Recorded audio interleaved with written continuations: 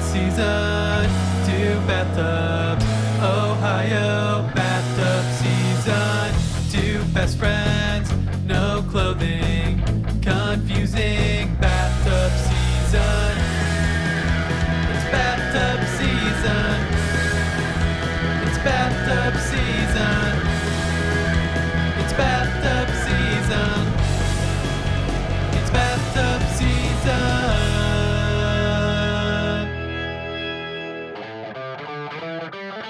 Well, hello, Austin. What's up, Miss Tasty?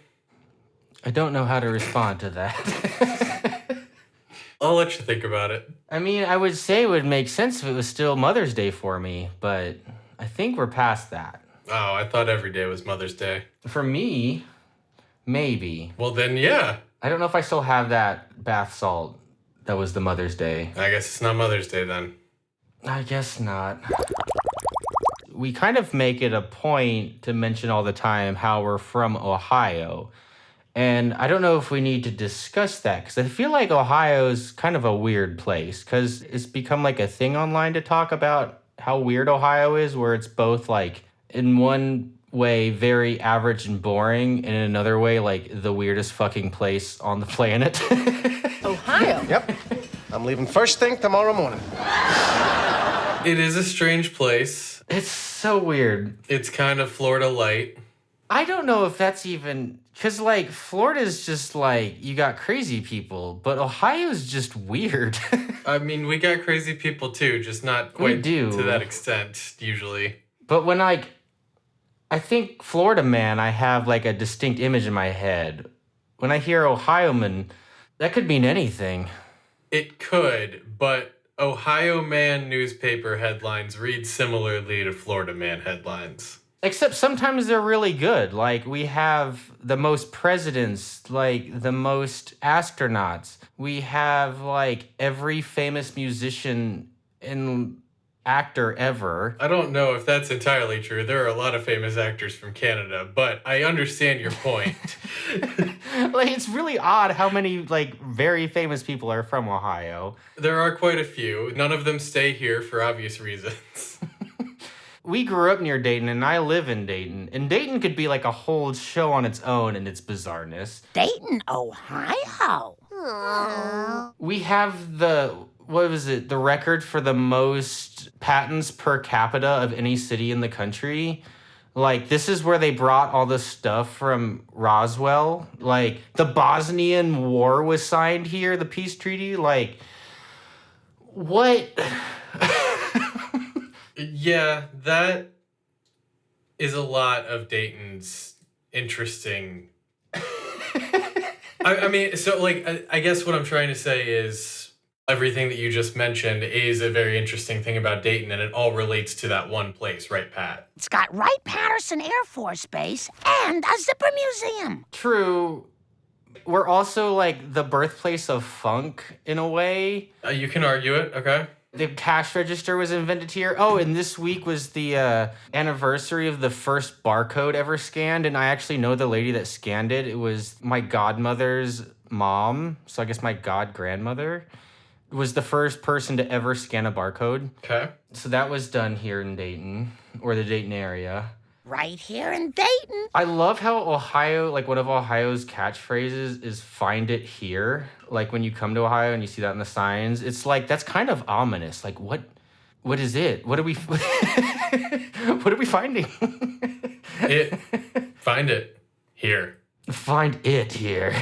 Oh, but no, that Pennywise is in Maine. The first university to allow women and the first university to allow African Americans, which apparently was the same university. I forget it's way up on this list of things I have, but that was in Ohio. I don't know if I've ever verified it, but one fun fact I always see about Ohio is that the first 2 cars ever in the state hit each other, which is such an Ohio thing to do. You've got the whole state. Chillicothe is also a bizarre place in Ohio, and you don't hear much about it anymore. But it was the first and third state capital of Ohio, which I find absolutely hilarious because, like, you know, you're a new state, you pick a city, it may not work out. Like, we need a different capital. That's fine. So they change it. And they're like, you know what? That didn't work. Let's go back to Chillicothe. And they go back like, you know what? We were right the first time. This is a terrible idea. And not only did they change the state capital, they had just straight up created a new city. Columbus didn't exist until they decided we needed a new capital because Chillicothe did such a bad job the second time. I mean, to be fair, they probably did a bad enough job the first time, which is why they moved it. But then they didn't. Where they moved it to was worse, and they didn't have a better option, so they moved it back and built a city that was worth being the capital. I mean, our state seal, which is like this very pretty sunrise. It's not a sunset, it's a sunrise, because I know the story behind it, is from Chillicothe, and I've actually been to where that is from, our state seal. It's on top of this like really gorgeous old manor on a hilltop, because there's like actually mountains in Ohio. A lot of people don't know, but we do have a little bit of the Appalachians here. But it's on this gorgeous hilltop. But how we got the seal is some of our first like state people were up all night drinking and partying at this estate in Chillicothe, and one of them came out in the morning drunk as shit and looked out and saw the sunrise and thought it was so beautiful while he was trashed that he decided to make it the state seal. That's how all great decisions are made, really. I mean, do you remember how our forefathers decided to revolt and everything you know is wrong? Yeah, our forefathers did drugs. I mean, I did a whole episode about that. Lots of them. Apparently. Don't we have a state fossil that's like a trilobite? I think it is a trilobite. I think you're right. Famously, our state thing is the buckeye, which is a poisonous nut. Yep. They're a very strange nut. Weird nut. A weird nut.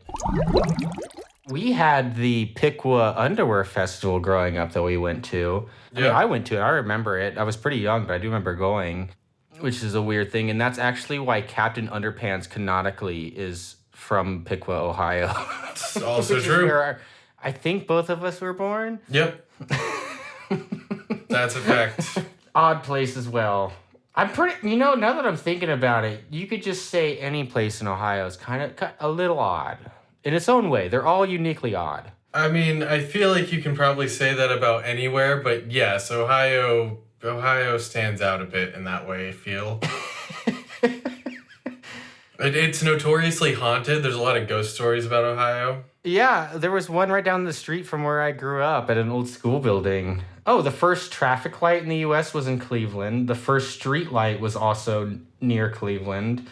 X-rays were used for the first time in Ohio. Wendy's. We can't forget about the fast food chain. That's from Ohio. Ohio basically also, I think that's what it was. We pretty much invented the idea of wings, like, and made it widespread. Like, buffalo wings, of course, came from, like, not Ohio.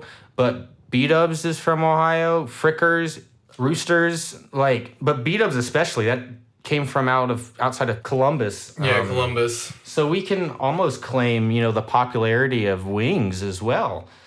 First NFL game, Dayton versus Columbus. Those aren't teams.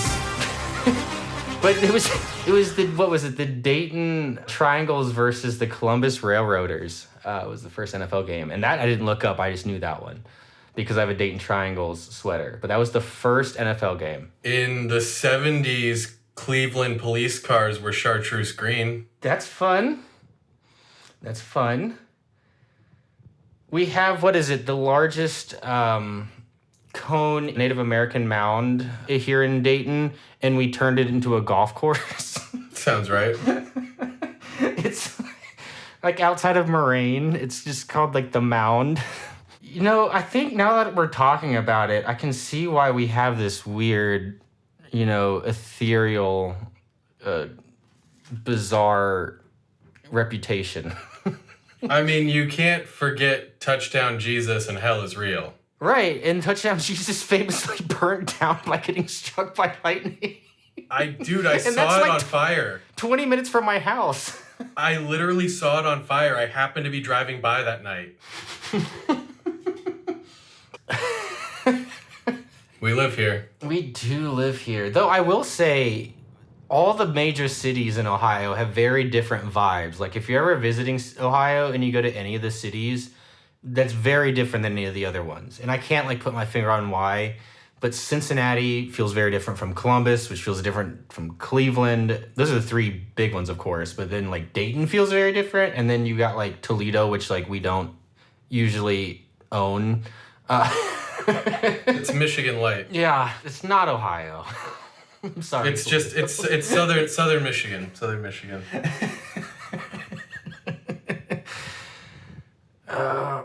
I mean, and then you can, what are the, like, Chillicothe and Findlay, I guess? Those aren't big cities.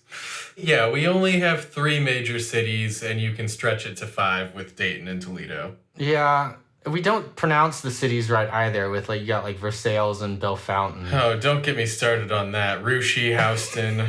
Russia, Houston. Lima. We're the worst. At least Russia has a good reason. I know that one because my grandpa grew up outside of Russia. It was pronounced Russia up until like the 50s, and then during the Cold War they had like a whole city debate and decided to change the pronunciation officially because of that. So at least there's a reason on that one. I feel like they made the wrong choice, but at least there was discussion. Yeah, there was at least a talk about it. Now, Bellefontaine and Versailles have no right to be pronounced like that. Nope. To those who don't know, it's Versailles and Bellefontaine. Even Vandalia seems wrong. How else would you say Vandalia? Vandalia? Yeah, I guess. But then you got like the old timers who say Pickway. That one always threw me for a loop. I feel like I hear that more from people who have no idea how to say Piqua than someone who's from Piqua. Oh, no, like all of my like grandparents' generation who grew up in Miami County say it Pickway. Huh. Weird. Well, do we want to keep talking about Ohio or get to the episode? We should probably talk about Napoleon.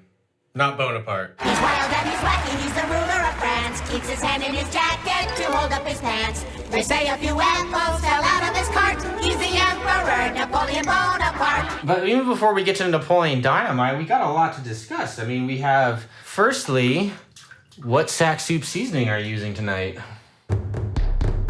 I hate soup. It's the wettest of foods. Oh, soup, right.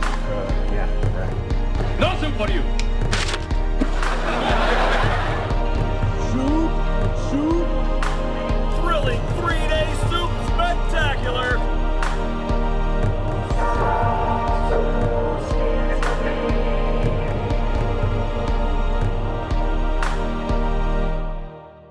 Well, I'm currently unseasoned. Oh, no. That's no... Or are you doing the hoe method? I have here a vial of Nature's Nest that I'm going to insert. Not the vial into any orifice, but the contents into my bath. Okay, you said that in the weirdest way possible, Good. but... It says pour contents into warm bath and enjoy, so I'm on the right track. What is it? The contents are Epsom salt, lavender essential oil, dried calendula, and hibiscus flowers. What's calendula? Don't ask me things I don't know. Does it smell nice? It does smell very nice. I'm looking forward to seeing a picture because I have no idea how to picture this in my head. Well, I did take a picture. Oh, God. All right, I am full of calendula. It's a mixture of calendula and honey cream. We'll dry that rash right up. Nice. Let me grab mine. Firstly, I have forgotten the last few times, but I do have some incense going this time. I've got H.E.M's Precious White Sage incense stick burning. It smells very good. And I've got 2 bath bombs to use tonight. One funny and then one nice one. The funny one is I've got Doritos Cool Ranch Wild Blue Raspberry Scented Bath Bomb. Okay, I don't know what to do with that. This is not for consumption. Consume it. And it doesn't really say anything else. It has, like, directions for use, and, like, that's it. So there's no explanation as far as why this exists. Why would they explain that?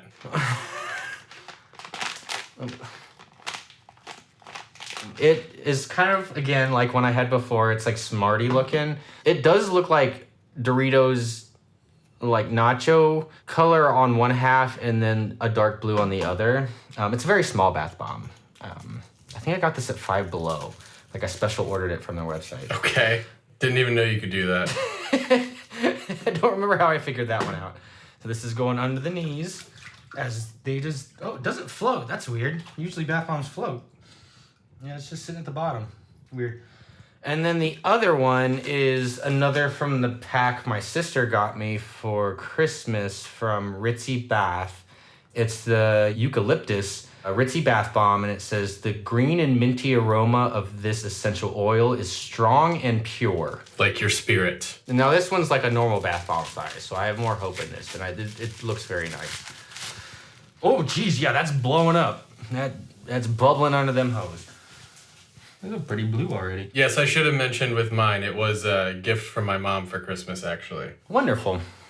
Our family, like you said in that other episode, just wants us to be cozy, They do. and I love it. Yeah, they have our self-care in their interest, and that's a wonderful thing to do for another person. It really is. I'm not joking or anything. That's great.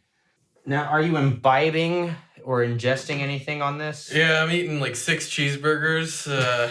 Some Cool Ranch Doritos? Yes. No, I am imbibing. I am about to crack into a beer from Hop Butcher called A Myriad of Pyramids. It is a Peacherine and Simcoe hopped double IPA. The name has me intrigued, that's for sure. It sounds like it could be like a Radiohead B-side. Fair enough. How is it? I like it. It's good. Yeah, it's good. That's good. From Chicago. Chicago. I am having something from much further away. This was a surprise gift for my wife. It's one of my favorite NA beers. It's Klosthaler, I think is how you pronounce it. I may have had it on a previous episode, but I definitely haven't had it in a while. Made in Germany, non-alcoholic.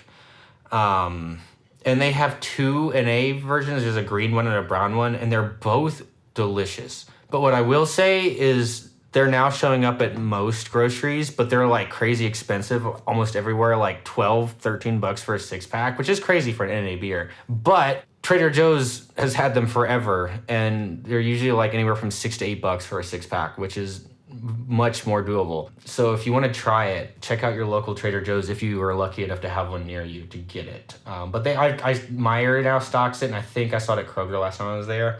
Let me crack that bad boy open. And it smells great. It tastes great. It's one of the best NA beers. And thank you to my wife for getting me this 6-pack. And then just in case I finish this, I have another one, a different beer. It's Lagunitas IPNA, which is their NA IPA. It says full flavored, but it is fairly weak flavored, like a lot of NA beers. But it's one of the better ones, I would say. It's not quite as good as Sam Adams, but it's a solid choice. But that's if I finish the Klosthaler and I'm still thirsty. All right. Sounds like you're set. And then, of course, as always, I take one of my gabapentins before because that helps with my social anxiety. I hit my bong. That's why I don't have weed right now. Well, you could do that in the tub. That would be so difficult with the size of it. If I had a smaller one, sure. If I brought a pipe in here, but I didn't do that, so. Is that everything we usually talk about before getting into the episode? I think that's it. I do think it is. I think we're warmed up and feeling good. All right, let's uncover those hoes. If you have to listen to the episode, that's what apparently the back of your knees can be called, just in case you're just now listening. We may have some new listeners because of something we'll talk about in the back half, but the back half that's of what we're talking knees. about. So tonight we are talking about Napoleon Dynamite, Scantronica Love from season 1. This begins, as all episodes seem to, with the opening credits. Yep, those happen. They are the same as they were before. We then are in a science classroom. Yes, so we go into the science classroom, and before we enter, we see a door to the science room that says, "Dangerous experiment in progress. Come on in."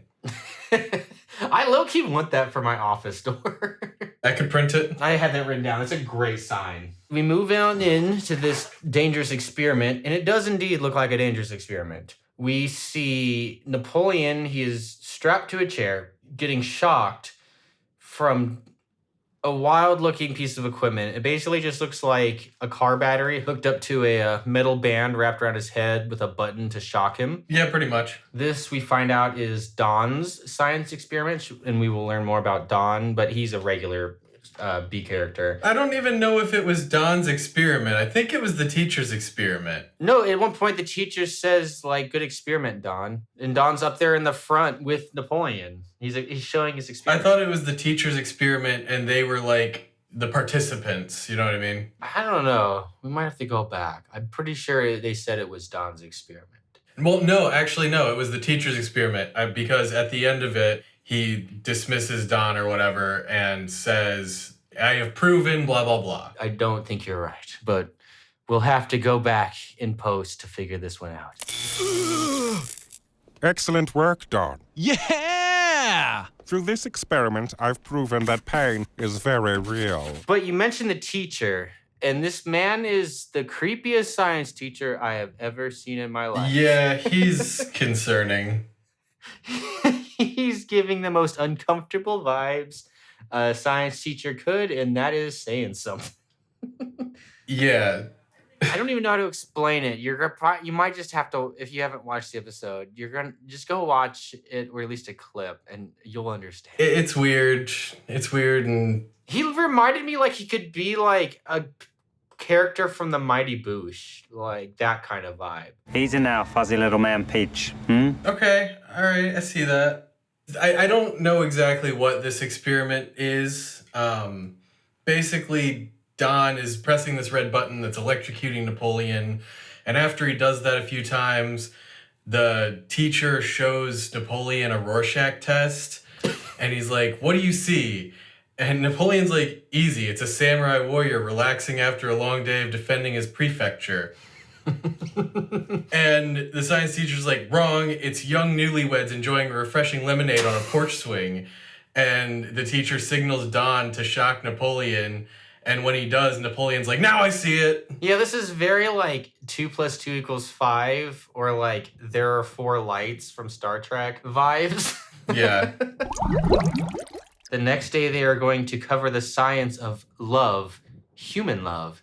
And at first, I thought this was an odd thing to say, and it still is. But we come to find that this teacher is in love with the robot that is involved in this experiment. So that's why he's making the qualifier on that they are going to be talking about human love. Yeah, he has a thing for this robot he's about to introduce. He caresses it often. He does have a great line. He says that, unlike a bad lover, science never lies. And that's a great line, no matter how creepy he is. Yeah, that was a good line. When he says love, human love, at the time Deb is drawing in her notebook a heart with her and Napoleon's name. And so she's like, oh, fuck, what's happening? Yeah, apparently in this episode, she's still into Napoleon, which in the last episode she wasn't really. But we do find out that she is still very much into Napoleon in this episode. So at this point, the teacher unveils this boxy beige computing machine called Scantronica 3000. And he says, it is the most accurate barometer of human compatibility ever created. So you guys know what it looks like. It's got a black badge with white lettering across the top that says Scantronica 3000. Below that's a large black screen with a red dot matrix. Then there's a large gray control panel with like a round spectrograph in the middle. And then there's a printer output slot and a paper tray below that. The teacher gives the class these cards to fill out that will pair them with their ideal mate. And Deb's like, you mean that computer will bring my true love to me, no matter how oblivious he is? And the teacher's like, yes. And Napoleon's pressing the button to shock himself at that point. Yes. Sorry, I'm seeing a lot of noise on my input, on my microphone, and I'm hoping it doesn't sound too bad. One of those Ohio ghosts.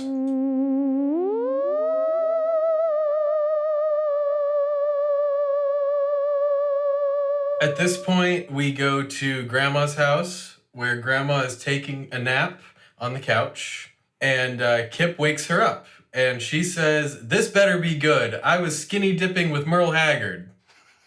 Yeah, I had that starred as a fantastic line. That one's on my stars. Kip is wearing a purple wizard hat featuring blue stars and pink moons, as well as a purple high-collared cape. He says that he just mastered the horizontal enigma with his fushigi ball. Yeah, Kip has gotten into contact juggling. If you don't know, fushigi balls were marketed as magic gravity balls, and you were supposed to be able to make them appear to levitate, defying gravity while you do tricks kind of like a yo-yo. Now, I will say, after watching this episode, I got on TikTok and looked up people doing contact juggling, because that's what like the official name is. Fushigi is like the one specific brand of ball. And it is fun to watch. I'll give Kip that. I was fascinated. So I'm not sure if the horizontal enigma is an actual trick, maybe from like the Kama Sutra or something, but the enigma is an actual trick that was in the like fushigi ball commercial. You can make fushigi defy gravity and appear to float in midair with maneuvers like the prayer cross, the enigma, levitation, and so many more. Yeah, I remember these from when we were a kid, like seeing the commercials for them. I always wanted one, even though it's just basically like a glass ball. Right. So, anyway, now that you know what fushigi is, Kip shows Grandma the trick. She accepts this for a few seconds, responds, "Fascinating," and returns her eye mask to her face and like literally starts sawing logs immediately. Uncle Rico then walks in, and he is terrified. He thinks that Kip is in league with Lucifer. Yup. Kip quickly explains that no, he's not into the dark arts. He is just doing fushigi. And Uncle Rico is like, oh, we could make some money off this, and suggests they go into business together so he can perform this new skill of his. Well, he sort of suggests they go into business together. He suggests that Kip could make money performing at birthday parties, and Kip's first response was, "But I don't even have a manager." Would that really be your first thought? I mean, I don't know. I didn't find that weird because, like, if you don't know what you're doing, you might need somebody to help you who knows, at least thinks they knows what they're doing to schedule your event. Yeah, but I feel like if you've never considered that you could make money off of this and someone was like, "Hey, you could make money off of this," your first thought wouldn't be, "But I don't have a manager." Like, you'd get there. True, but you're not Kip. Fair enough. So from there, Rico's like, "All right, I'll do it." But the first thing he says is that they have to come up with a flashier name. Kip Dynamite? Boring. Yeah, which, I mean, I know that's the joke, but that's a pretty great stage name. It's honestly a pretty good stage name. I came back to this later in my notes, but I remember, honestly, I think the best stage name he could have gone with is his full name, Kiplin Dynamite. My name is Kiplin Dynamite. I live in Preston, Idaho. 143 Jitney Lane. Return me to my grandma. So then we go to Tots and Nugs. Tots and Nugs, the restaurant. Which sounds pretty good. I could go for some Tots and Nugs. Yes, so it's a restaurant which serves tater tots and chicken nuggets. I was going to say, though, I think they should expand into other kinds of nuggets, like corn nuggets from the Chinese buffets. I don't know if I've had those. They always had them at the one in Piqua. There were two in Piqua, and you like had to be on one side or the other. Like you had to have an opinion on which one was better. And I do. Well, one was knocked down. It was not that one, I hope. The one that was on the side of Walmart got knocked down. All right, yeah, that's not the one I care about. Well, that's the one I liked. Well, that's not the one that has corn nuggets. Speaking of nuggets, I mean, not to go on another tangent from this tangent, but I was just thinking about the other day. Do you remember when McDonald's used to have dark meat nuggets? No.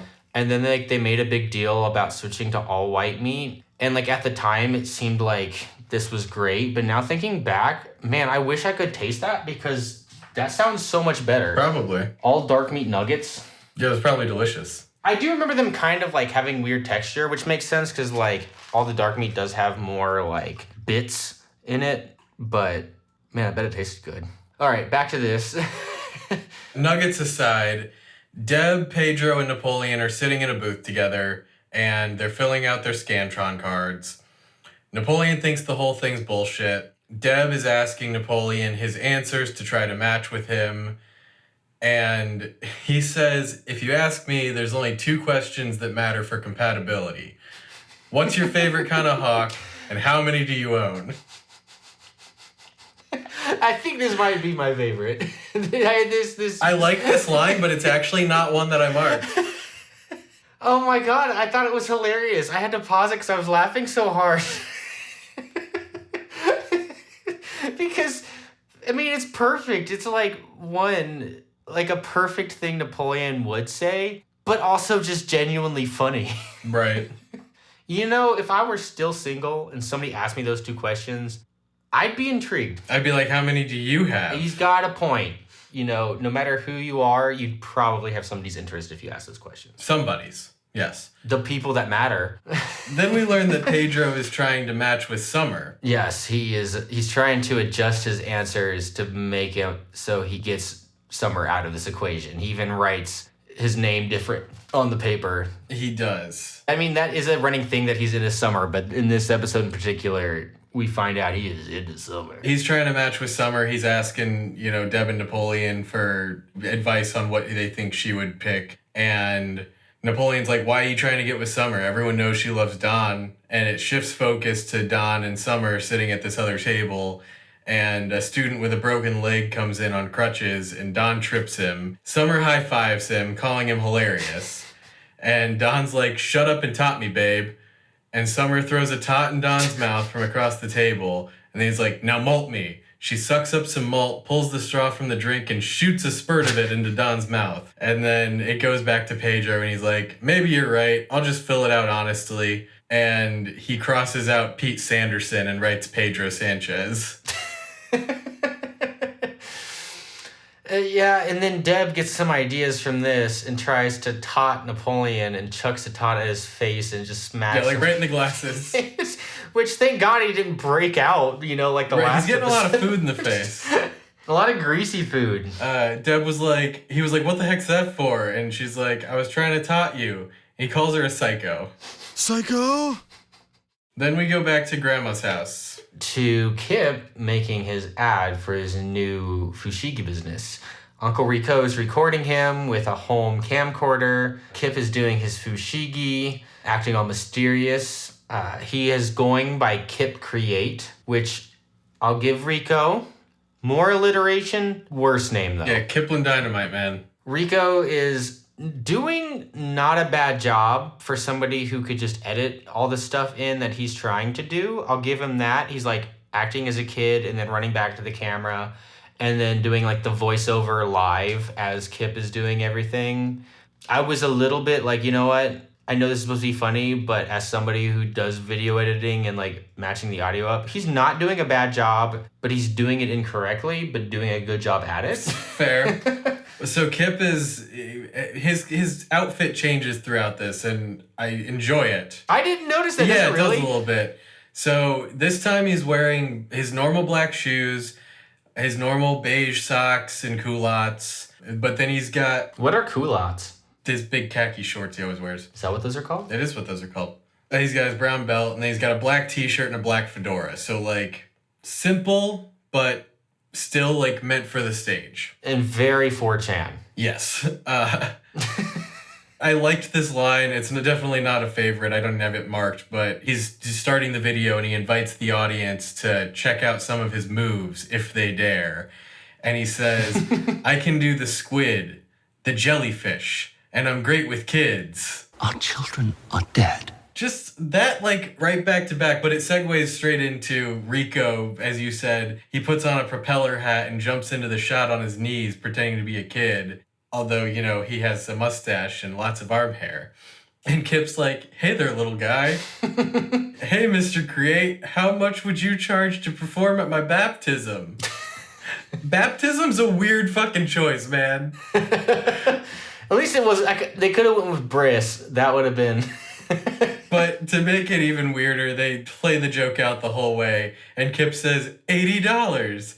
And he's like, here's $90. And he hands him a green piece of paper with $90 written on it. And that's when, like you said, Rico runs out of the scene and grabs the mic from the camera and reads straight into it. Book Kip Create today for your next birthday party, funeral, or ladies' night. Again, weird target audience. Even weirder is after he stops, recording, he's like, all right, next thing we got to do is just go to door and show people this video. That's after he dances. Don't forget that he sings and dances. I said he did a lot of things. A lot of things could include dancing and singing. He grabs a straw boater hat and a cane and is like, Call Kip Create. Don't you wait. He'll be on time. He's never late. He's like, damn, I don't think I could ever do better than that. Well, yeah, he abruptly stops and he walks off. He's like, I'll never write anything that good again.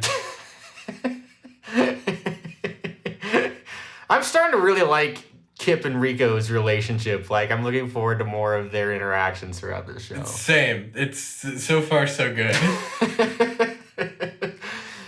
But yeah, like, Rico's plan isn't to, like, show this on TV or anything. It's to go door to door. And, I mean, if you're going door to door, you should just do the act. The idea that you would just go to somebody's door and be like, watch this video I made. That's even weirder. That brings forth an even bigger question. Do they have a way that they're going to wheel a TV door to door and like make them stand there and watch it? Or are they going to try to get people to invite them into their home to watch this unmarked VHS tape? Have you heard about this videotape that kills you when you watch it? That goes back to the movie because there's like a recurring thing in the movie with people doing like door-to-door sales with like Deb with her crafts, and then you have like Fiesta ware or Tupperware or whatever later on that they're doing. So like that is a thing from the movie that like happens apparently a lot in this town. Well, all right. That's how it works in this town of Preston. They door-to-door it. You know, I kind of missed that. We had a door-to-door salesman last summer, and it was kind of nice. I mean, we didn't buy it, but it was like, that was refreshing. It's been a long time since I've had that experience. He was selling books. No, I don't want people coming to my door. We get a lot of Mormons here, too, though. Yeah, see, I don't want any of that. I don't answer my door, though. Like, if I'm not expecting someone, I don't open my door. We do have a big dog that could seem scary, even though Theo's, like, the biggest scaredy cat and gentlest giant ever, but they don't know that. I'll post a picture of Theo at some point on our feed. He's a good dog. That's that scene. And we are back at school the next day. Where they are now teaching evolution, according to the sign out front. Good. Baby steps out in Idaho. I wonder if they got their math teacher, but at least they're teaching evolution. The students are now putting their answers into the Scantronica machine. They're like, oh, what's that called? That kind of, like we used to do tests on like the bubbles. Is that just called like a Scantron? Yeah, it's a Scantron test, yeah. Yeah, so it's just like that if you know what that is, if you're from our generation or like before. Or there's still some things that use that, but I don't think as much anymore. Yeah, putting them in, everyone, the teacher's telling everyone to be gentle because he loves his machine. He's caressing it the whole time. And Napoleon just shoves it in, crinkling the paper and everything. Yeah, Deb kisses hers for luck. Pedro brings a candle and prays to Santo. Just a prayer. Yeah, he prays to Santo Valentino to guide his card. And then, Napoleon just like crams it into the slot with complete disdain. This episode has also made me really appreciate Pedro. He was kind of like very B character in the last episode, but I also am loving what they're doing with him. Fair enough. He's very funny. They are, it starts spitting out, the answers of like who people should be matched with.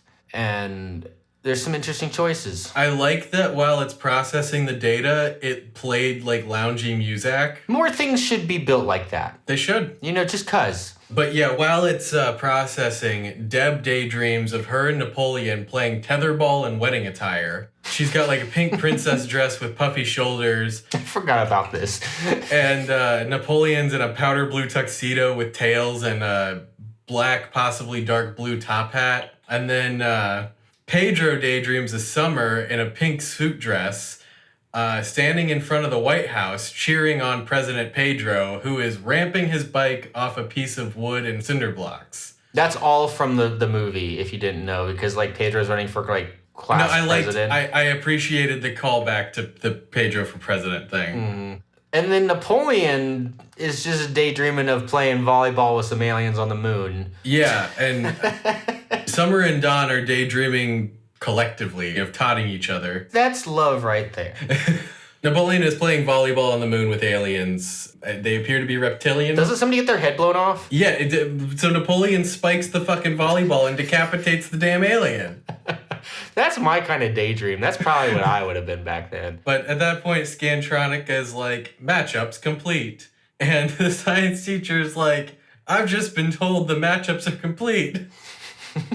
And of course, the match is go different than people expect. So the first match is Gene and Gene. Of course, and everyone's like, how did we not see it? If you don't know, they're two equally injured and nerdy, students, and they're both named Gene. It goes together. Pure love. But next is Summer and Pedro. Híjole. What? And Don cries out, no. No! Mm-hmm. Then Napoleon is matched with Tokiko.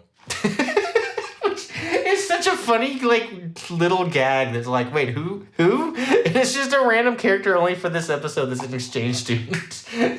Yeah, so Deb, doesn't pay attention and gets all excited and is like, I knew we'd be together. And then she's like, wait, who's Tokiko? And the science teacher's like, oh, I forgot to introduce our new exchange student. And there's this Asian girl who's dressed like Sailor Moon. And I think they say Japanese. I do think that he says that. I don't remember him saying Japanese, but it's very clear that she's Japanese because she... Oh, she speaks Japanese later. Well, she speaks Japanese now. When she lowers her book, she says konnichiwa. True. That is a thing. So then it announces that the next couple is Deb and Don. I think this machine just likes alliteration. I think it likes alliteration too. Also same. But Deb's response is literally just, but Don's a D-bag. And Don goes for a high five from Deb saying, you're a D-bag, baby. And Napoleon's like, don't leave him hanging.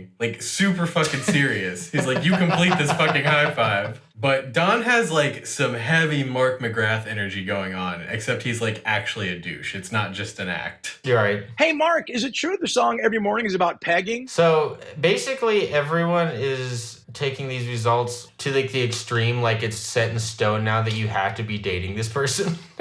Because we cut to the cafeteria and, it's Pedro, Napoleon, and Deb talking, and Summer's crying beside the table. Next to a trash can. Napoleon's not into this whole thing at all. He's like, this whole thing's stupid. But then he sees Tokiko pull out a samurai sword and cut an orange with it. And now he's into it. Yeah, that's exactly what happens. So Summer's crying and Pedro is like, I guess I should go comfort her about having to date me. And he leaves. And then Napoleon's telling Deb that she's taking the experiment too seriously when Tokiko slices this orange with the fucking katana. And Napoleon leaves. And then Don comes up to Deb and he's like, Dave, right? And she corrects him. And he's like, okay, that makes a little more sense then. And he sits down and he invites Deb over after school so that his parents can make sure she's good enough for him. Yeah, that's foreshadowing for what kind of family this is for sure. And at that point, Deb looks over at Napoleon, who is being taught by Tokiko how to use the katana. And it's very much like Chubbs teaching Happy Gilmore to play golf. It's all in the head. Yeah, it's all in the hips. Never seen the movie. What the fuck? You know what a sexual golf lesson looks like. How do you know that I know what that looks like? Oh, I've seen Chris teach you. It's true. You can't play golf without sex. First rule. Hailing from the Big Apple, where she splits her time between PhD studies in molecular biology at Columbia University and entertaining foreign businessmen in the champagne room at the Pink Flamingo, please welcome sultry Summer and her equally ample caddy, Autumn. So Deb bangs the table and agrees to go to Don's house. And then we go to a street corner where Kip and Rico are having an adventure. Very strange, quick scene. This scene doesn't really have anything to do with anything. It's establishing. I mean, kinda. So we see Kip, he's doing his contact juggling on a street corner, trying to do some busking. Would that be busking? Yeah. Yeah, it'd be busking. And, they're starting to get a little audience, and then other street performers see him, and they're mad. First, it's like one of the robot men that are all painted silver, and they're kind of bad-mouthing each other. And then the robot man calls on the street freaks to come attack him, and they get chased off from that corner. And that's pretty much it from that scene. I will say that Kip's outfit has changed again. Didn't notice that. This time, same shoes, same socks, same shorts, but now he's wearing a salmon long sleeve dress shirt, a piano necktie, and a small white bowler cap that's kind of askew on his head. Classic look. But yeah, the robot mime comes and says that you're stealing my crowd. That's his corner. He calls the other freaks, and they're chased off by a chainsaw juggler, breakdancer, jazz saxophonist. There's a whole plethora of them. One of the girls has a guitar. But while they're running, so this is another gag for this whole episode is Rico throws Kip over his shoulder and runs off carrying him from this mob. But while they're running, Rico pulls a dollar that's stuck to his chest. He pulls it off and he's like, our first $1. And this chainsaw whizzes by him, shredding it. What part of that is a recurring joke? He keeps throwing Kip over his shoulder and running. He keeps carrying him. I did not notice that. It comes back up, but yeah, he always carries Kip. Kip doesn't run on his own. Good for him. He's the talent. So we go back to Grandma's house now, and it's Napoleon and Grandma. And Napoleon is wearing a kimono, making tea. And Grandma comes in and is like, Napoleon, what are you doing in my lucky kimono? Which I'm starting to want to know more about Grandma. She's got a history. She's got to have some stories. Because not only that, I mean, he explains the situation. He stands up, does like a fancy move, but the wind blows through the window, and you see he's just in his tidy whities. And Grandma's like, here, I'll take care of you, and grabs some knitting needles and wraps Napoleon's hair back and jabs him into his head so he's got a little Japanese bun, essentially. Well, that's after Napoleon fixes his robe or his kimono and picks up a fireplace poker and accidentally nails himself in the balls with the handle. Yeah, he's like, my tots. But yeah, then she puts the knitting needles in his head, and he's like, it's very sweet and genuine. He's like, thanks, Grandma, you're the best. Yeah, it's like one moment that we haven't seen really where they are actually appreciative of Grandma. But then the doorbell rings, and he's like, she's here, get lost, and like pushes her out of the room really forcefully. Yeah, she arrives, and Napoleon greets her speaking perfect Japanese, and she is very impressed. He's like, yeah, I just learned it last night. I learned your tongue. I mean, he's speaking perfect Japanese, but what he's saying is certainly interesting. Yeah, but it's all true. I thought there was going to be a gag that like he was saying incorrect things, but everything he's saying is probably stuff he would actually be trying to say. No, that is correct. He is just choosing to say Napoleon things. Mm-hmm. Like, my head is bleeding from these knitting needles. Yeah, he says it's a beautiful day to do battle. Soon the fields will flow with the blood of our conquests. And then she's like, you know Japanese? And he's like, my head is bleeding from the knitting needles. But he does explain in English that he stayed up all night learning Japanese. That's pretty impressive. It's very impressive. But that's all I have for that. We go to Preston Putt Miniature Golf. Yep, Pedro is playing some putt-putt with Summer, a classic date. I am big fan of the putt-putt date. So am I. Tell me you have what the sign says written down. No. Preston Putt Miniature Golf. Ball in Hitler's mouth wins free game. I did notice that the second time watching it. I just didn't have my notes nearby to write it. You're right. You know, I think they used to play that game at those Nazi sex parties. Probably. F1 boss has sick Nazi orgy with 5 hookers. Exactly. But anyway, Pedro and Summer are playing mini golf. Summer is literally still crying over Don. And she's like, I wonder who he's making fun of right now. And Pedro's like, probably someone who doesn't deserve it. She's like, I know, Don's incredible. She then hits the ball into the bushes, is real upset about it, and goes and picks up the ball and gets bit by a rattlesnake. Pedro then runs into action. He rips his shirt off, rips the snake off of her arm, sucks the poison out of her snake bite, then looks at the snake and spits the poison back into the snake's mouth, killing the snake.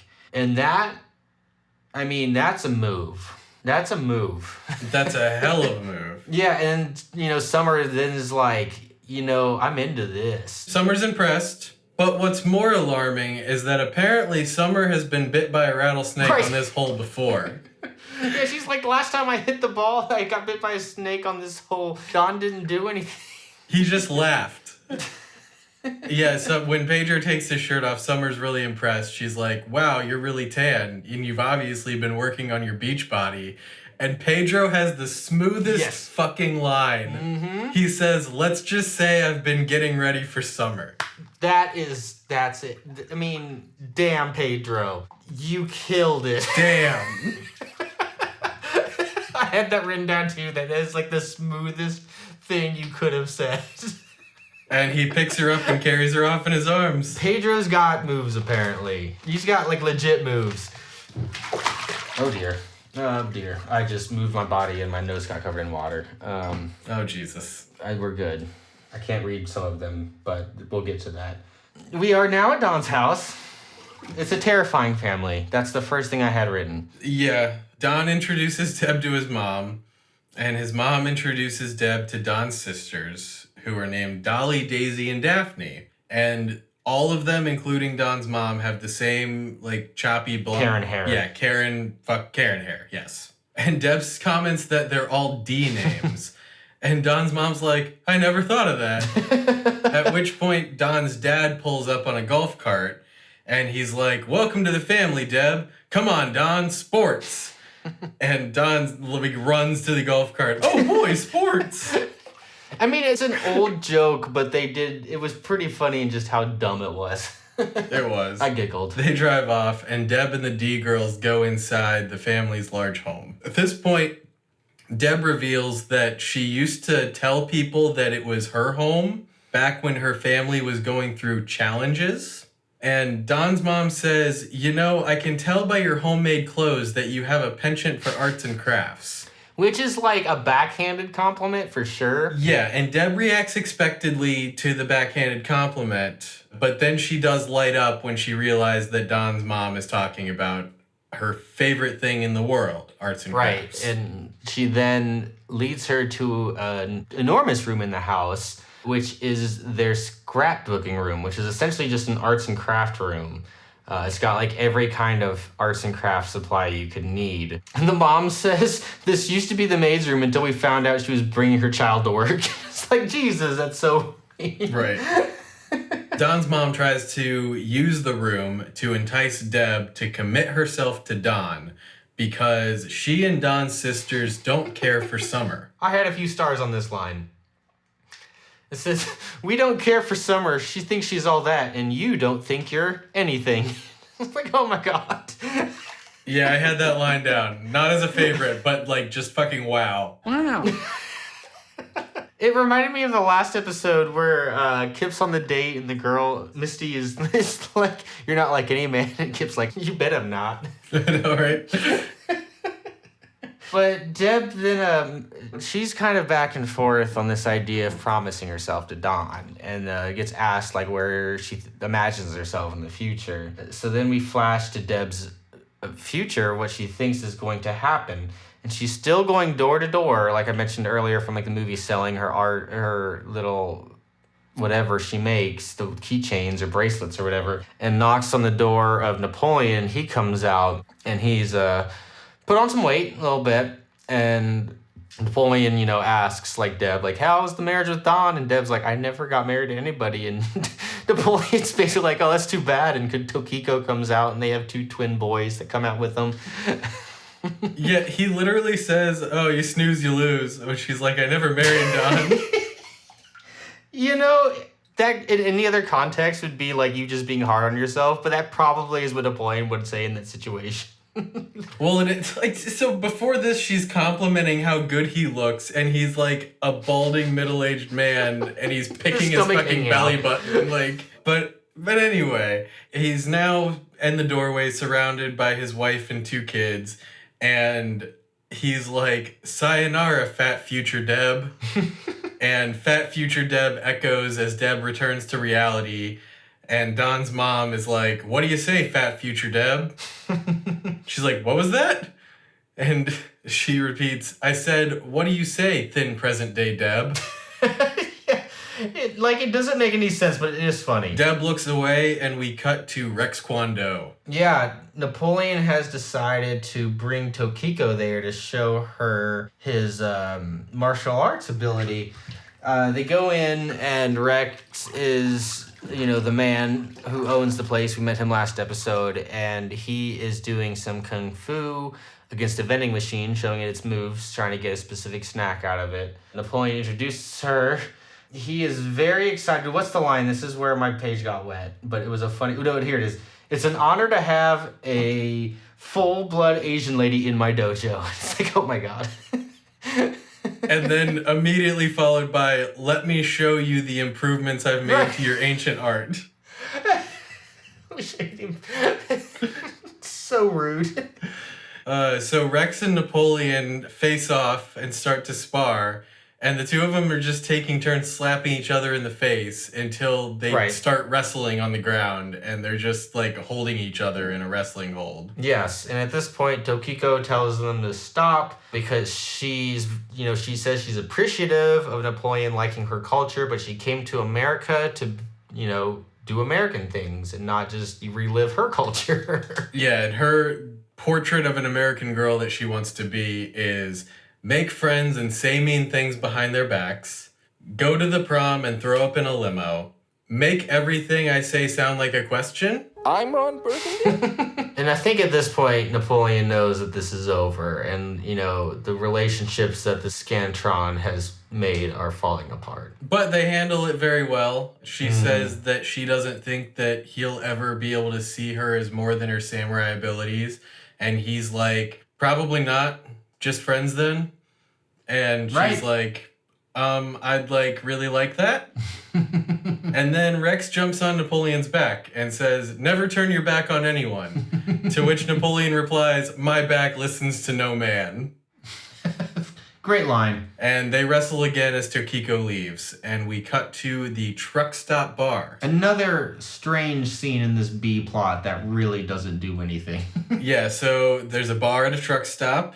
And Rico and Kip are standing outside of it. And Kip is like, I don't think we should be performing here. No one booked me. Yeah, Rico is just all into this, guerrilla marketing. Yeah, he's like, it doesn't matter. As soon as they see your gift for illusion, they'll be filling your culottes with cash.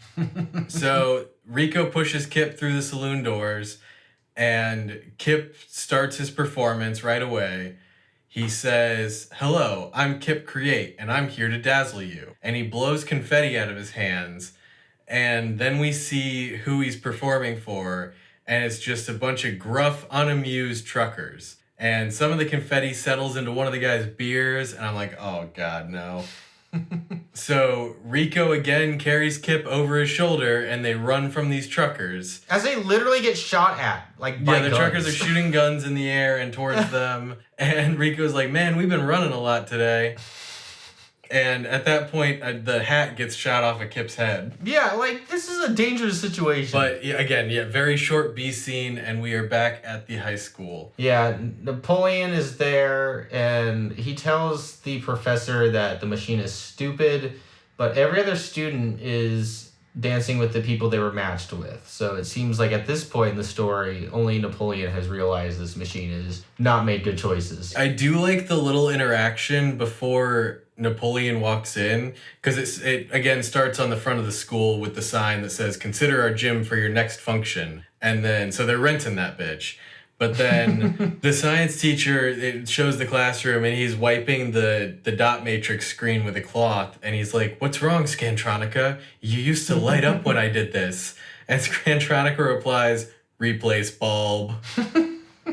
I liked how they didn't try to give Scantronica emotion, so it is just a stupid computer, but this professor is just head over heels for it. It was also at this point in the episode that I don't know if this teacher was in the movie or if I was supposed to know who the fuck he is, but it was now, here at this point, that they revealed his name as Professor Kuntz. I didn't catch that, but I do remember them saying that later on. I was just calling him science teacher up until this point, and then they said his fucking name. Yeah, I had just professor written down.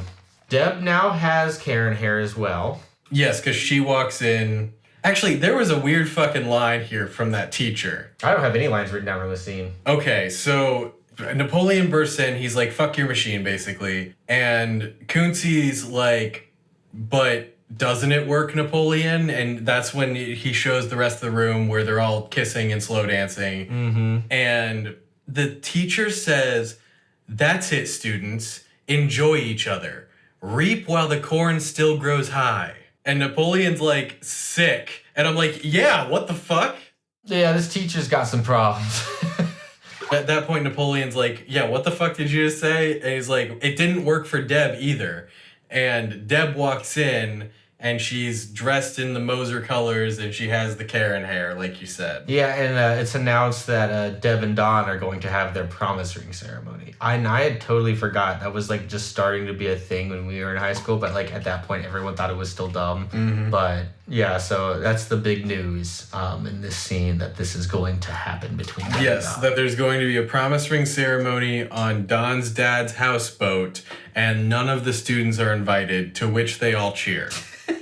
Good. Fuck the bourgeoisie. And then Deb is showing off her non-existent ring to the girls in the room. Like, they're looking at her naked hand like, can you believe it? I'm engaged to be engaged to be engaged. And one of the classmates is like, a ring's gonna look so good on that finger. This is such high school bullshit. Like, I know they're making a joke, but I could totally see that being as like a thing that could actually happen. Right. So the teacher's like, I believe you have something to say to Scantronica, insinuating that Napoleon owes it an apology. And Napoleon's like, heck yes I do, and kicks it right in the print slot. And then he runs out. Good. And Kunzi's like holding Scantronica like, oh no, it's okay. But Napoleon turns around and is like, can I have a hall pass? And then we go to Pedro's house. This is a short scene. I had like a few lines written down. Napoleon and Pedro are outside hanging out. Napoleon is basically explaining that they need to stop this promise ring ceremony, but Pedro is not so keen on it because he's pretty happy with his relationship with Summer at the moment. He mentions that he's basically gotten her to forget about Don, but at hearing Don's name, Summer's head pops out of the house and is like, did someone say Don? Yep. And he's like, oh, okay, well I guess not, and agrees to help Napoleon. She's like, Don, did somebody say Don? Was it Don? And Pedro's like, okay, we're in. And she's like, did you say we're Don? What? I forgot about that, but it's really funny. Did you say we're Don? What? So then we go to this houseboat party. Yeah. Oh, what was the name of the boat? It's something like... Did you write it down? Yeah, I did. So when we come to the lake, there's a sign that says all boats must have clever names, which I support the fuck out of this rule. I think that is law that all boats have to have a name, and that's why they have such weird names. I mean, they have to have a name. They don't have to have a clever name, but they should have to have a clever name. How weird is it that they have to have a name? We don't name our cars. Like, we don't legally have to name our cars. Like, why do boats have to have a name? It's always seemed super weird to me, but I also love it. I don't know. It's really odd. But the name of Don's dad's boat is Shallow Dreams. Perfect. Perfect writing. Kip and Rico are at this party. I mean, we're not 100% sure, that it is the same. They kind of leave it ambiguous on purpose. Like, you see Kip and Rico about to perform on a boat, so you can make the assumption that's the same, but I think it seemed like they were kind of half trying to make it be like, is this the same boat? But, what else would it be? Yeah, I mean, it was a houseboat party. Rico has a great line here. It says, if there's one thing rich people love, it's amateur entertainment. Which I made a note to myself. If that's true, it's for all the wrong reasons. Probably. Then we move to Deb, who's getting ready with the support of Mrs. Moser and Don's sisters. Horrifying scene. Yeah, Deb thanks them for making her feel pretty and smiles as she does so. When she smiles, though, she reveals a laugh line, and the Moser women gasp. They're horrified. They're absolutely horrified. It's the worst thing that's happened to them all day, at least. Deb's like, what? And Don's mom says, don't panic, Deb. It's just a laugh line. A hideous, disfiguring laugh line. And they take her down below deck to get her fixed up. Yeah, they have a plastic surgeon just on the boat, ready for this kind of emergency. Before they reveal that, though, we go to the beach where Pedro and Summer and Napoleon are spying on the party through binoculars.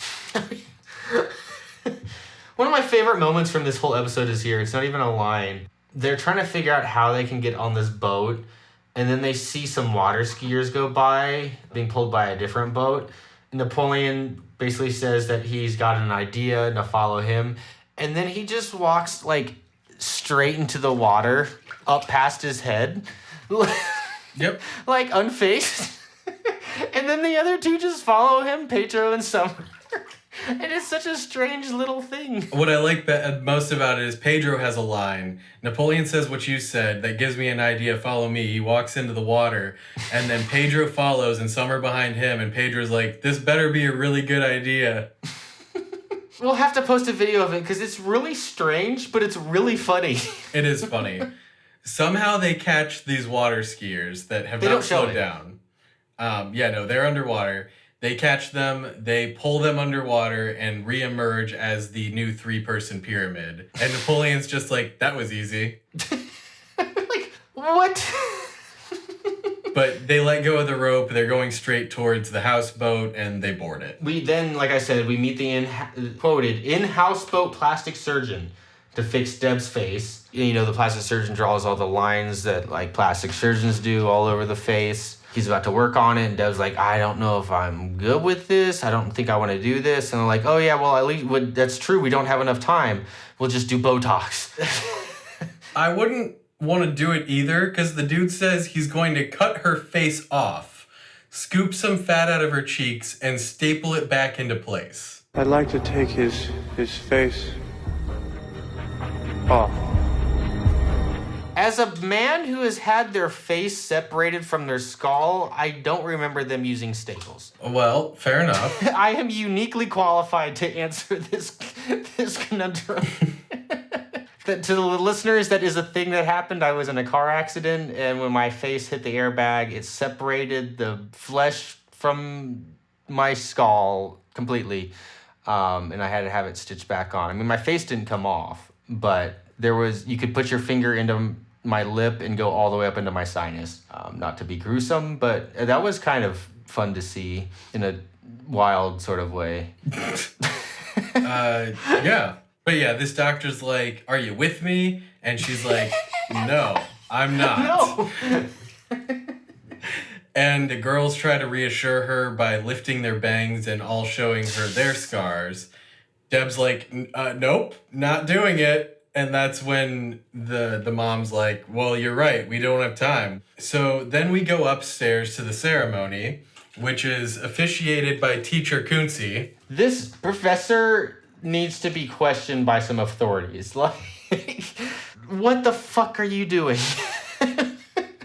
You're hosting a promise ceremony for your students, and one of them is getting, like, mutilated below deck. Like, this has turned into a horror movie, sir. It was always a horror movie. Maybe Napoleon Dynamite is secretly a horror movie. I almost said a horror movie, and I don't know where that came from. But yeah, so he's hosting the ceremony, and it's going along. He asked Don, like, do you make all these promises to Deb? And he's like, I guess. Well, he says, we've gathered here today to bind two people in a non-binding promise, which is great. But also, shouldn't it be a Don-binding promise? It should be. Shouldn't all promises be Don-binding? But also, so on Don's side, you know how you have your, like, bridesmaids and whatever. So on Don's side, he has his parents. On Deb's side, she has Scantronica. I didn't even notice that. I was trying to pay attention to other things, but I missed that. Like, she's just flying free here. Like, she doesn't have any family to save her or anything. No, and Scantronica has the rings in her paper tray. Right. He asked Scantronica for the rings, and it just pops out. This whole scene is, like, just a bunch of wild dialogue. Basically, the teacher's like, Don, you look pale and handsome as always. And Don's like, tans are for poor people. You know what's funny? Like, that is a thing that goes back and forth. When I took my cultural history class in college, that was actually like a whole chapter about like whether being pale or tan goes like flip-flops like every 50 to like 100 years. It's funny. I believe it though. It makes sense. Mm-hmm. Then he comments that Deb hasn't been able to stop smiling since she's been on board. And through this, like, literal Joker smile, she says, horrifying. Help me. Yeah, help me. Terrifying. At this point, Napoleon, Pedro, and Summer sneak behind the last row of the crowd. And Napoleon's like, I don't know if we should go through with this. Deb looks pretty happy. And Summer is like, that's not happiness. That's the Moser Botox glow, and it's supposed to be on my face. And at this point, Napoleon asks Pedro if he taped blast charges to the bottom of the boat. Pedro thinks about it for a second, and he's like, was I supposed to? And Napoleon's like, no, but it would have been sweet. At some point during this, the teacher also calls Deb his delicate mashed potato. Yep, yes he does. That's a thing he says. But it's pretty funny because... That's not funny. That's horrifying. Well, no, that's not funny, but the dialogue's pretty funny. He's like, Don, do you promise to one day, promise whatever? And then he's like, Deb, my delicate mashed potato, do you promise? And she's like, nope. He's like, to promise, nope. To obey Donald and cater to his every whim and fancy, still no. And she's like talking through her teeth because she can't move her face. At this point, Napoleon interrupts. He says, I'm sorry I was right all along, which is a great line. They tried to stop the wedding, but Don's sisters go on attack mode, essentially, and start going after Napoleon. There is a great line here, though. Who is it that says it? But somebody says, resistance is futile, Napoleon. You're tangling with a force you don't understand. The upper middle class. That would be Professor Kootsy. I want that on the shirt.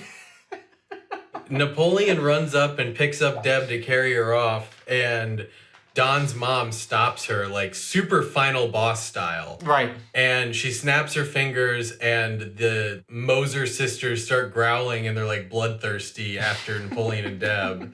And then Summer runs in to join the fight, and she saves Napoleon and Deb from the sisters. But before she runs off, she says, I'll miss you, Pedro. Thanks for taking me to Mexico. And Pedro's like, that was my house.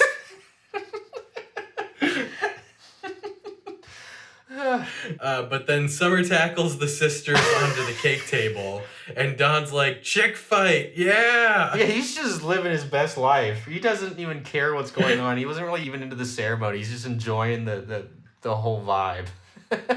I don't think we even see his dad at any point. No, I don't remember the dad, being there at all. Which is, true to form. That may have been, an in-joke that he'd probably be watching sports or something and not even go to a ceremony like that. He was standing next to him at the beginning of the ceremony. Oh, I didn't notice that. After everything starts, I don't remember seeing him.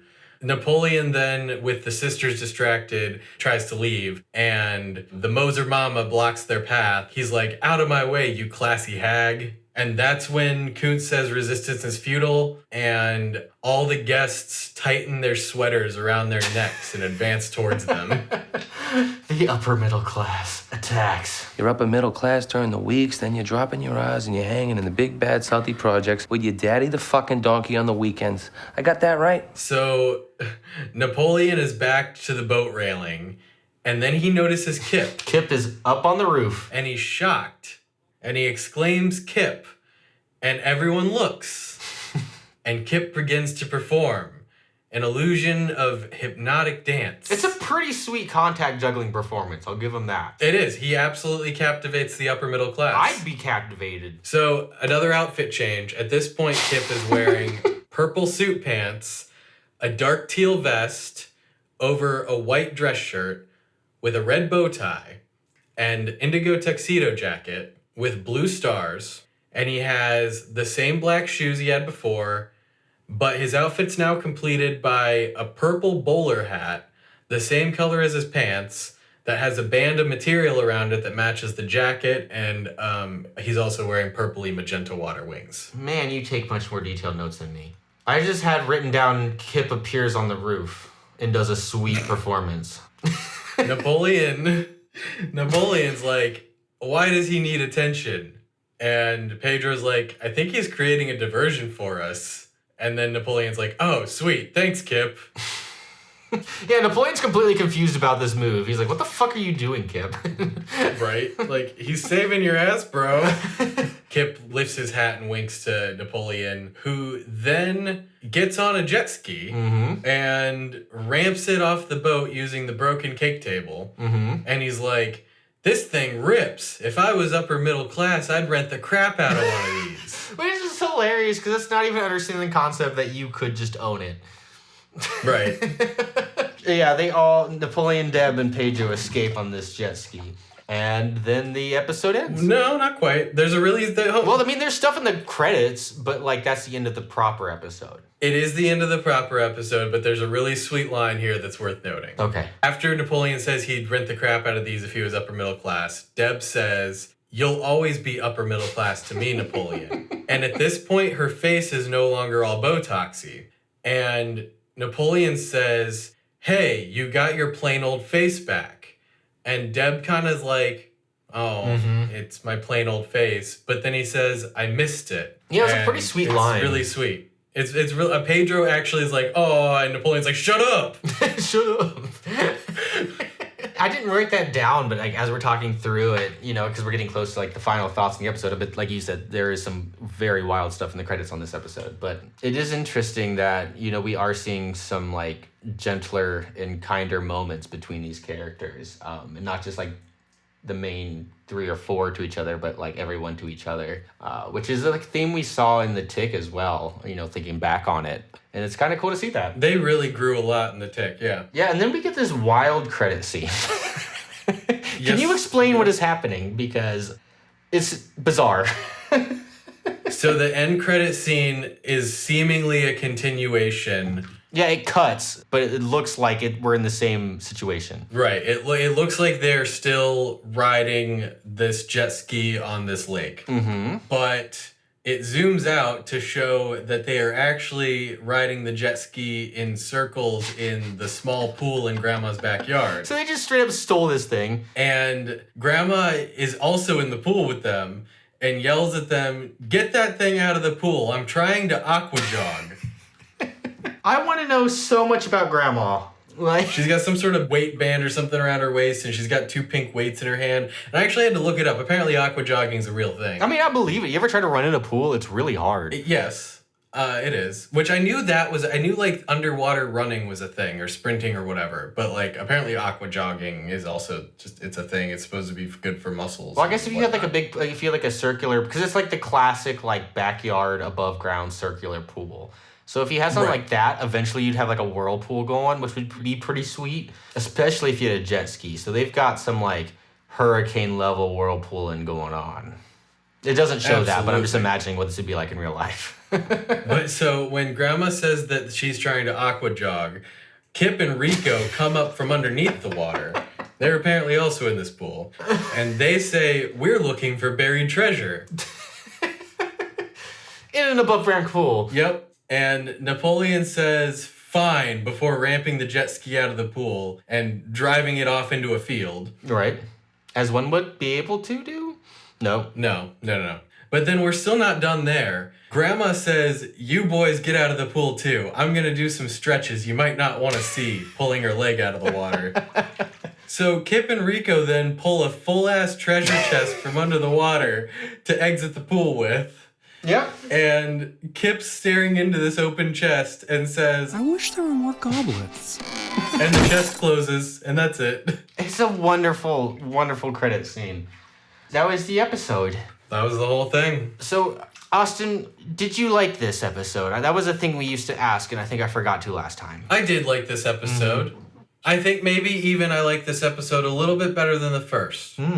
Why is that? Pray tell. I don't know. Something about this just felt a little bit more like something I'd typically enjoy, I guess. I also had more lines noted on this one than the last one. It's funny because I had the exact opposite thought. I wrote down that this was definitely less wild of an episode, strangely, because as you've just listened to, this was a wild episode. But I've watched maybe 3 or 4 episodes of this on accident at this point, and this was one of the tamer episodes, and I had way less lines written down and starred in my notes on this episode compared to last episode. Like, I kind of struggled to find like a favorite line, and I think I said what it would probably be, and it'll probably be that one, but I had way fewer funny lines. But I also wrote down that, I guess I did notice it, but this was a weirdly charming episode. The characters are maybe not more human, but they are more recognizing of each other and kinder to each other in a weird way. And I think maybe that's why I liked it. Mm-hmm. I do like in this episode that it introduces more side characters that actually seem like fleshed out in a way that a lot of, 21-minute comedies, that would be hard to do, and they do it well. Just throwing a character into the mix and having the character just fit perfectly in, and you like understand the vibe. And I hope that is something that we continue to see, and I think we will. So that is something impressive that they do with this show. Yeah. I'm really enjoying this show so far, like in a way I didn't think I would, even though I'm the one who suggested this, but I suggested it just because I thought it was a bizarre thing that got created and that we should talk about it. But I'm very much enjoying it so far. I'm enjoying it more than I ever would have expected to. Mm-hmm. I've also seen 3 or 4 episodes now, and I would agree, this one is more subdued. It's more tame than the others that I've watched, the other that we've talked about so far. And I did enjoy it, and I did enjoy how off the wall that was, especially compared to the movie. I made that comment that I feel like the level of absurdity of the comedy works better in this format for me. But I don't know. I think that maybe the way that they use the physical aspect of the comedy in some of the other episodes overshadows the lines themselves. So like this being a more subdued sitcom-y episode did produce more lines for me. Interesting.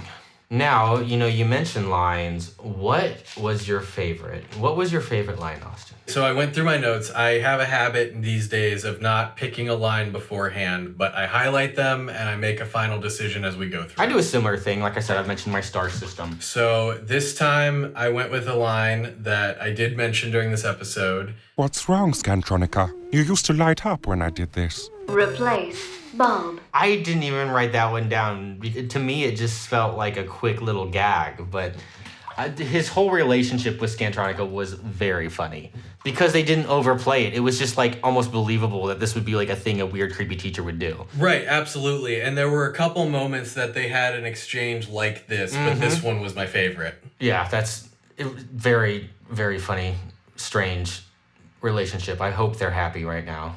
I mentioned mine. It's the only one that had more than 2 stars. It was at the Tots and Nugs. If you ask me, there's only 2 questions that matter for compatibility. What's your favorite kind of hawk, and how many do you own?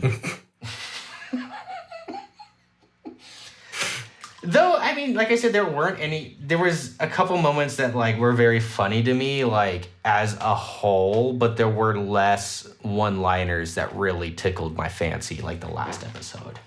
I still thought it was a very funny episode, like I said, but it wasn't the same kind of humor. Well, cool. Well, I think that's Scantronica of season 1 of Napoleon Dynamite.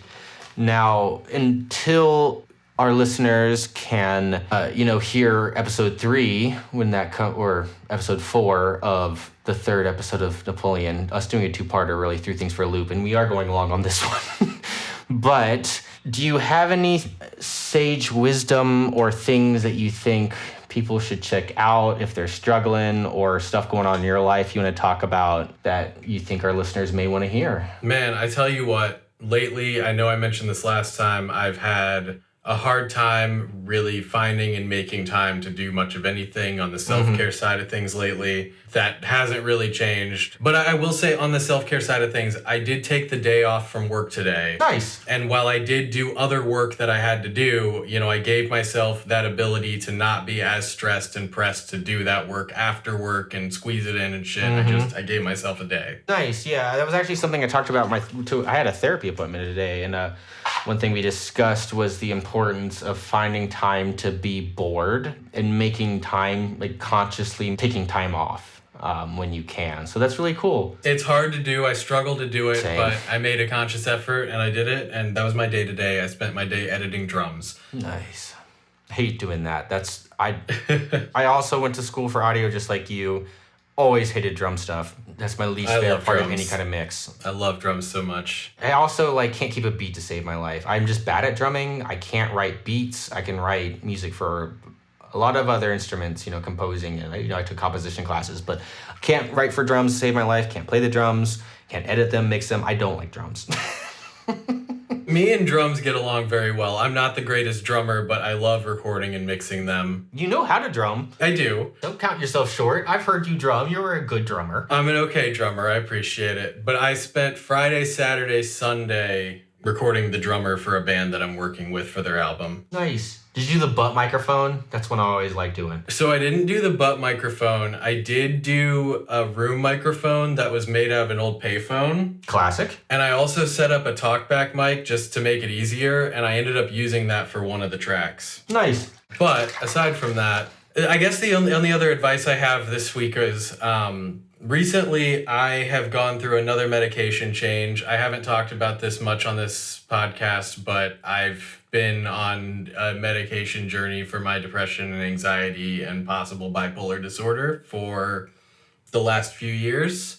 And I've been on a new medication for a little over a week now, and I'm cautiously optimistic, but things are going well. So just if you're in a similar place, I know it feels like shit, but don't give up. You know, it's funny you mentioned that because that was actually, like, not even joking, that was going to be one of the things I was going to talk about.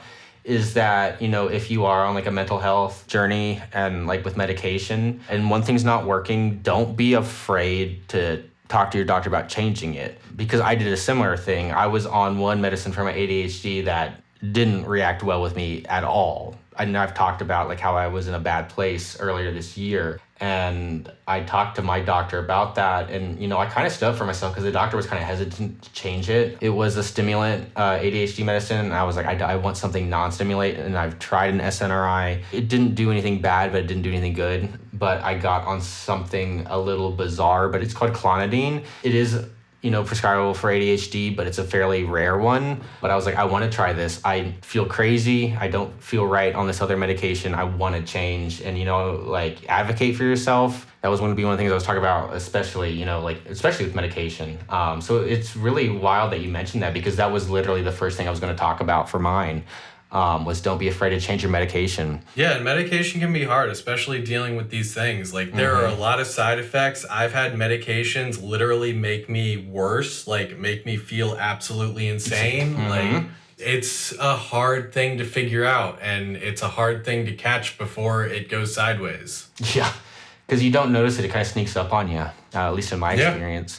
In the moment, you think that's just you feeling like you, but it really, you can look back on it and realize that something was wrong. That's another thing I'll say, you know, if you do have people close to you, I know not all of us do. I'm pretty alone most of the time, but if you do have people close to you, that has really helped me in certain parts of this medication journey. Like, be honest with them about what's going on. Be like, hey, I made this change. They can watch for you and be like, hey, like, you're not acting like yourself at this point, like, not in a good way. Yeah, and I definitely want to shout my wife out on that one. She was amazing through that whole, you know, period in my life, and as always, she's wonderful. And those can be some tough conversations, but it really helped me, her like kind of sitting me down and telling me like, you're not okay, like you need to do something. And, you know, I did. So that is definitely also very important. Just like be open to hearing those things. It can be hard, but I think, you know, there's probably a part of you that knows something's wrong. So hearing it probably won't be as off-putting as you think it might be. Right. At least in my experience. It's good to have someone that knows you well enough to help keep you accountable. And there is a difference between you're not acting like your normal mopey self and like, bro, you're not okay. Right. Sometimes you're too close to it. Yeah, and we've had conversations like that going both ways. Wild that that's what you wanted to bring up because it's exactly what I wanted to talk about. That's really strange, but cool. Almost word for word. We got that covered. The other thing, I finished a book yesterday that I really enjoyed. I may have mentioned it on other podcasts. ADHD, A Hunter in a Farmer's World, written by Tom Hartman. Apparently it came out in like the early 90s, back when like ADHD research was just like really starting to get more in depth. And it was fascinating. Even if you don't have ADHD, it provided a lot of insight into people's mindsets, maybe from, you know, like our past, like our genetic history of being hunter-gatherers or being farmers, because the whole basis of it that ADHD people think like hunters in hunter-gatherer societies where you have to be like quick on your feet and noticing a bunch of stuff at once and kind of being the jack of all trades, but you don't have to be organized because you're constantly traveling and you have to work on like a moment's notice.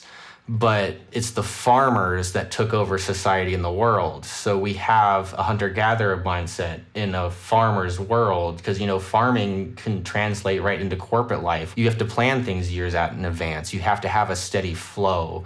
You have to be organized for a corporate environment to work. So it's looking at it as not a disease, but just a completely different mindset. And it goes into advantages of both ways of thinking. It doesn't say one way is better than the other, but it was a really fascinating book. I would suggest anyone who, you know, knows somebody with ADHD or, you know, you think you might have it or you do have it or you just want like a different viewpoint of the world and society. It was a really good book. It sounds good. That was my other suggestion. It was great. I think I got it on eBay used for like $8 including shipping. So if you look on eBay, it was really cheap. There you have it. Well, cool. I think we did it. I don't know what episode we're doing next because the episode list is kind of in question as far as how the order goes, and I'm just trusting whatever list you have, Austin. We're doing episode 4 next. Whatever the fuck episode 4 is, it'll be the next one. And I think we need to have a discussion about this. I don't think your list is correct, but we are just going to go with whatever you are looking at currently. Why is my list not correct? I think Tubi actually has the episodes in the correct order, going off of what Wikipedia has. It just has the name wrong. Are you sure? I'm nearly certain. I don't know. Oh, wait. We'll figure it out. No, wait, no. No, we're right. The next one should be Ligertown. I don't think that's correct. I think Ligertown is episode 1. No, with the one we watched is episode 1.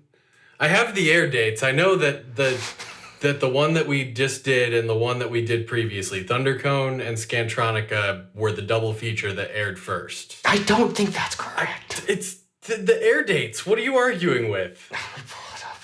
Episode 1, Ligertown. Air date, January 29th. Yeah, the Scantronica's January 15th, and so's Thundercone. You're right. That's right. But it's episode 3. Ligertown. This is confusing. Somebody from Napoleon Dynamite headquarters, let us know. Because I'm sure you're listening. And I'm sure there is a Napoleon Dynamite headquarters somewhere. It's probably in Dayton. Or, you know, it could be in Akron. I could see that. That seems like an Akron thing. No, it's in Wright Pat Air Force Base. It's in Hangar 19. Yeah. Exactly. Right next to Hangar 18. In the tunnels beneath, you know, they say like only 1/3 of Wright Pat is above ground. Right. God, we got some stories for that. We'll have to talk more about our wild part of Ohio we grew up near. Just let you guys know if there is ever a nuclear war, I'm probably toast. Austin will probably be okay, but I live next to the second largest Air Force base in the country. Yeah, it's pretty likely. On that note, though, Austin, I think we need to pull the plug on these old baths. Mine's getting a little cool. I actually had it like the perfect temperature. It stayed like a nice warmness the whole time. But we've been chatting now for what, an hour and... 2 hours. 2 hours, almost on the nose. Yep, it's time to dry our hose. It's time to dry our hose. And that's good advice to everybody. Make sure to clean and dry your hose regularly. And the best way to do that is go take a bath. You deserve it. Well, that's a good way to wet your hose, but... Bye. Bye.